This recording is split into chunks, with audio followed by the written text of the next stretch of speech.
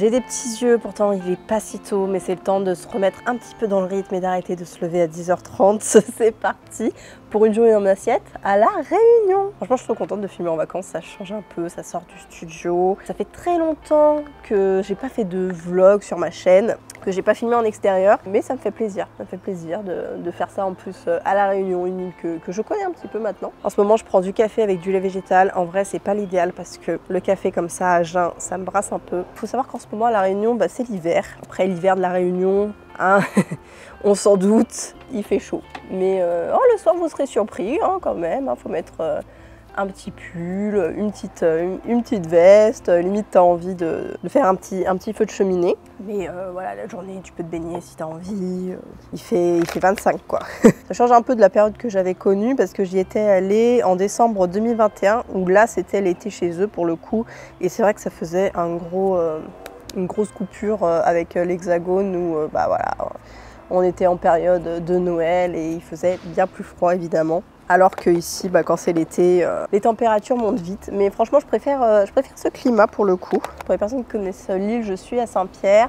Saint-Pierre, c'est cool pour les restos véganes. C'est là où il y en a le plus. J'avais remarqué ça la première fois. Donc je me suis dit, si je reviens, j'aimerais bien être ici. Et bingo, voilà. Bon, au final, on va aussi beaucoup à Saint-Leu. On n'a pas fait tant de choses que ça en fait en une semaine parce qu'on est tombé malade. Là, ça s'entend un petit peu à ma voix. Bon, j'ai tout donné pour ne plus l'être. On avait fait pas mal de choses la première fois, donc là, on se laisse plus le temps. Bien sûr, on a été sur la plage, on a fait quelques balades et des restos. Et des supermarchés aussi. Je sais pas si vous êtes comme moi, mais j'adore faire des supermarchés en vacances. Enfin, voilà, des petits magasins ou des gros magasins pour voir ce qu'on peut trouver un petit peu qu'on trouve pas chez nous. Ça, c'est... Je pense que c'est un truc de vegan en fait, en vrai. Pour se dire, tiens, qu'est-ce qu'il y a ici? Alors, je sais que justement, à La Réunion, c'est quand même un peu galère. Déjà dans tous les dom-toms, c'est galère niveau prix. J'ai envie de dire de tout. Sauf les légumes locaux quand c'est la saison. Mais sinon, pour un peu les spécialités véganes, je trouve pas grand chose. C'est vrai que je m'en souviens la première fois, mais là ça me frappe encore plus. On trouve pas facilement du tofu, des protéines végétales. Donc en fait, j'ai un petit peu du mal à équilibrer vraiment mon alimentation ici. Alors il y a des légumineuses, ça c'est vrai, et c'est quand même bien protéiné, donc voilà, mais c'est vrai que j'en fais pas à chaque repas. J'aime bien à la maison, je compte tellement sur le tofu, le tempeh, le seitan en fait pour m'apporter des protéines. On va dire que si je devais un peu dire comment je fonctionne, il y a un repas sur deux où j'utilise en source de protéines vraiment un apport de tofu, de seitan ou de tempeh. Et l'autre repas où là je mise plus sur des légumineuses entières, quitte à ce que ça soit que mon repas. Mais ici pas du tout, c'est un peu la galère, donc je mange beaucoup de riz, de légumes, de pâtes de légumes, de pain de légumes. Après en ce moment vu qu'on est l'hiver, on a moins les fruits, il n'y a pas trop de litchi, il n'y a pas encore de mangue, ou alors elles sont très chères, genre 18 €, je crois que c'était le kilo. J'ai vu ça, j'ai fait bon tant pis hein. Tant pis, au revoir la mangue José. Ça s'appelle José. Et sinon il y a des oranges tendores qui sont bien fermes, qui sont délicieuses, mais bien qu'elles aient beaucoup de pépins quand même, comme moi dans la vie. Et des breads, mais ça je crois que c'est toute l'année. Je compte aussi sur les restos, et c'est vrai que ça c'est un truc, mais c'est de partout pareil. Les restaurants font pas forcément attention à l'équilibre alimentaire, ce que je conçois totalement, hein. Déjà s'ils font attention à l'équilibre des saveurs, c'est bien.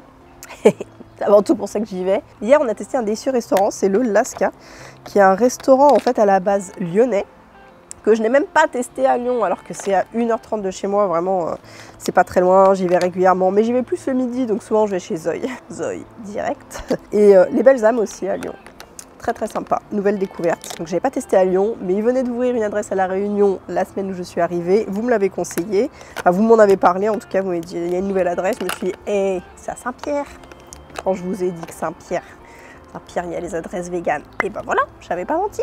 Un repas en gâtant, surprise. Alors j'adore ça, les petits repas surprises où on te demande juste, c'est 100% végétal, mais on te demande juste si tu as des allergies, des intolérances quelconques. J'ai de la chance, je n'ai rien, donc je peux tout manger en végétal. Et c'était délicieux, c'était beaucoup autour du légume. Il y avait une très bonne assiette avec un risotto qui changeait parce que le riz était remplacé par des graines de tournesol. très astucieuse. J'ai envie de retester. Et sinon, à Saint-Leu, on a testé Madame Glace, que j'avais pas testé la dernière fois, et c'était délicieux.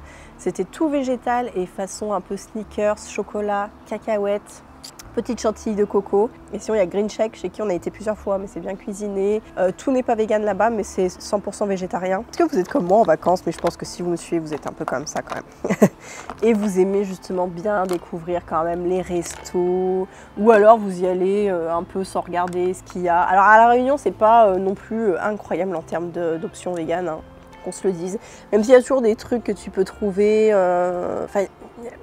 Il y a beaucoup de viande, il y a beaucoup de produits carnés, mais il y a toujours, par exemple, les bonbons piments, c'est une spécialité locale, c'est comme un falafel, mais pimenté à base de pois du Cap. Il y a les achards, donc ça c'est 100% légumes, c'est super frais, mais sinon, bon, c'est un petit peu... on se débrouille toujours avec, moi, tant qu'il y a une cuisine à la maison et 2-3 adresses, et ben ça va, j'arrive à me débrouiller très bien en vacances. Mais je sais qu'il y en a qui prennent pas du tout de vacances pour manger, qui s'en foutent, quoi, c'est... Après, je pense que quand tu es végé, c'est comme une préoccupation que tu as quand tu réserves un lieu de vacances. T'aimes bien avoir quand même 2-3 adresses où tu peux aller parce que sinon c'est galère. Mais c'est vrai, et ça je peux pas l'enlever, hein, c'est une réalité. Tu peux pas manger toutes les spécialités locales. Il y a plein d'endroits, par exemple en Asie, où ça peut être très compliqué de manger végé. Je pense notamment à la Corée du Sud, on m'en avait parlé. Le Japon, bah pareil, si tu te balades dans les rues, bah, tu peux pas tout déguster. Après, c'est un choix de vie, un choix éthique et tu peux pas vivre le tourisme de la même façon. D'ailleurs, souvent quand tu es végé, là, va pas avec l'autre forcément, mais tu essayes de réfléchir aussi à ta consommation carbone et à pas non plus prendre l'avion hyper souvent. Enfin, en tout cas, moi, c'est mon cas. Même si là je suis à La Réunion, je sais que j'ai bien tapé dedans pour cette année. C'est un sujet, hein, c'est un sujet touchy. D'ailleurs, vous m'en aviez parlé, vous m'avez dit Marion, comment tu te sens par rapport à l'avion? Par rapport à l'avion, moi je me mets un peu un cadre, pas toutes les années, pour des longs séjours. À La Réunion, c'est aussi parce qu'il y a de la famille à ma chérie ici. Donc ça justifie également le tourisme, de voir des proches. Il y a des gens qui ont de la famille, par exemple, je pense à des copines qui ont de la famille en Martinique ou en Guadeloupe. Bah, elles ne vont pas arrêter non plus de voir leur famille pour penser qu'à leur empreinte carbone, c'est compliqué dans ces cas-là. Après, peut-être que dans quelques années, je prendrai encore moins l'avion. Je pense que ça va être vraiment quelque chose sur lequel je vais travailler pour y aller vraiment le prendre vraiment très occasionnellement. Mais en attendant, on a tous nos dissonances cognitives, comme on dit.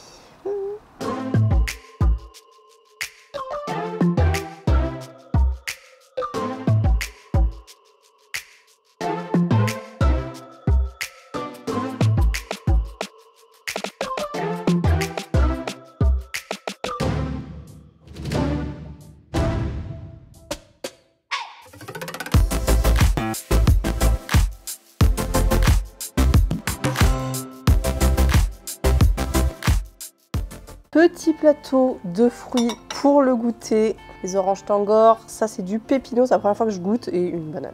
Alors méfiez-vous quand vous coupez vos fruits sur des planches. Là j'ai pris une planche en bois. Mais comme on a l'habitude de couper nos oignons et notre ail dessus, ça peut quand même se sentir vite.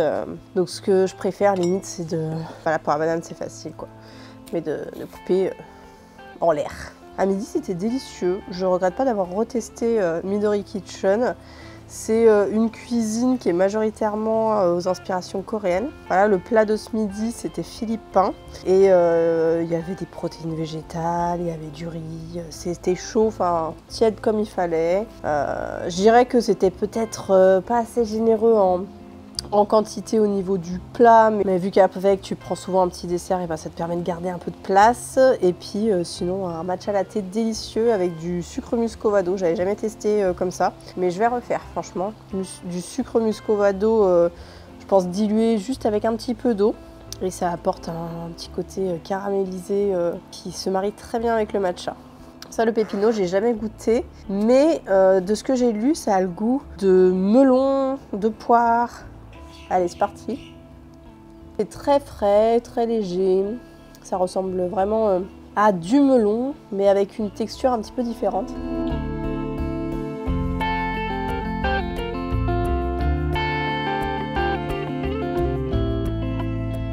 Ce soir, c'est inspiration rougail saucisse. Je vous avais déjà partagé la recette. Déjà une ancienne recette avec du tofu fumé. Mais depuis, j'ai retravaillé un peu le truc et surtout j'utilise les saucisses Coro. Alors je ne les ai pas trouvées localement.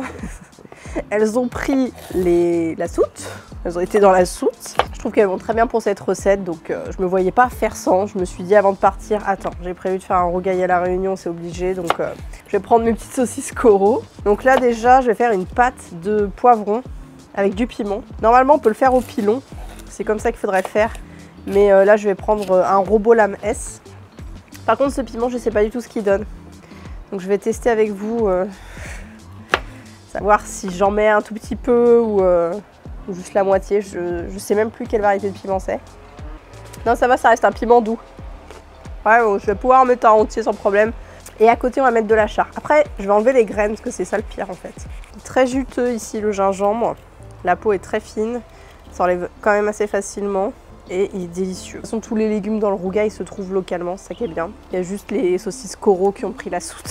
Alors, je ne sais plus si Coro livre dans les dom-toms. Ce que je sais, c'est qu'en tout cas, si vous êtes dans l'Hexagone, c'est un super site en ligne pour avoir plein de produits secs, de produits protéinés, de produits pour le petit-déj, pour les goûter. Moi, je prends des fruits séchés là-bas, d'ailleurs de la mangue séchée, du seitan, du tofu qui se conserve longtemps. Enfin, franchement, c'est top d'avoir un petit stock de produits Coro dans l'œil placard.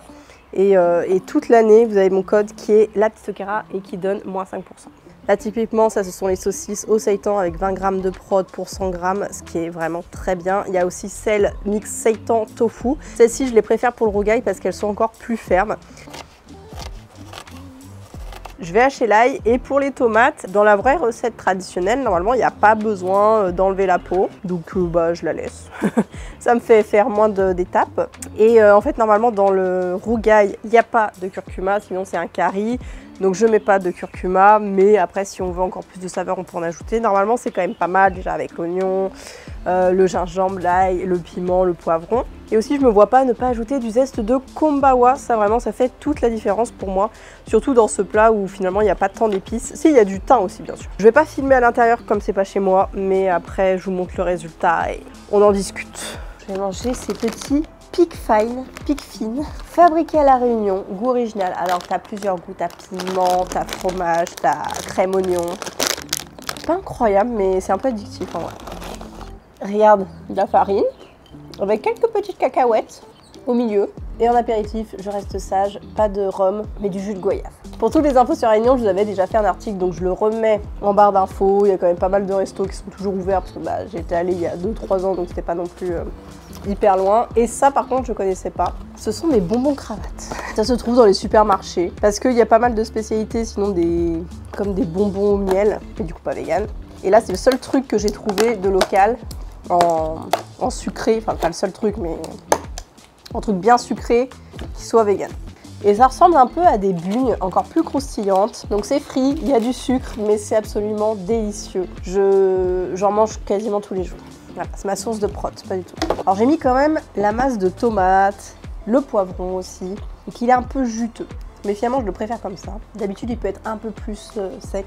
Aussi, un autre truc à trouver à la Réunion, c'est de prendre des petits achars comme ça. J'aime bien avoir ma petite collection. Achar citron, achar chouchou, achar de jacquier. Ça, je crois que je ne l'ai pas goûté celui-ci, mais c'est délicieux. Petit condiment à côté, avec un peu d'épices, un petit peu vinaigré. Alors normalement, les achars, c'est pas juste en petits bocaux comme ça. Hein. Ça peut être un vrai plat avec des beaux légumes. Hein. On a l'oignon, on a le petit kombawa derrière. Mais ça, je le fais chaque année. Hein, parce que quand c'est pas saison des tomates, je prends des bocaux. Et puis voilà, ça reste des ingrédients du placard. Pareil, j'ai une pâte de poivron que je trouve chez Coro quand j'ai pas de poivron frais. Du piment, tu peux mettre de la pâte de piment. Enfin, tu t'adaptes. Mais ça, avec du riz, c'est vraiment... c'est un plat qu'on voit pas assez dans le milieu végétal, alors que c'est vraiment délicieux. Je vais m'arrêter là de toute façon pour cette journée dans mon assiette. À moins que j'ai encore de la place pour le bonbon cravate, mais je ne pense pas. Je vous montrerai sur Instagram si vous voulez l'intérieur. J'espère que cette vidéo t'a plu et on se retrouve à la rentrée pour de nouvelles vidéos, de nouvelles recettes. Je vous fais des bisous et on se dit à très vite. Ciao!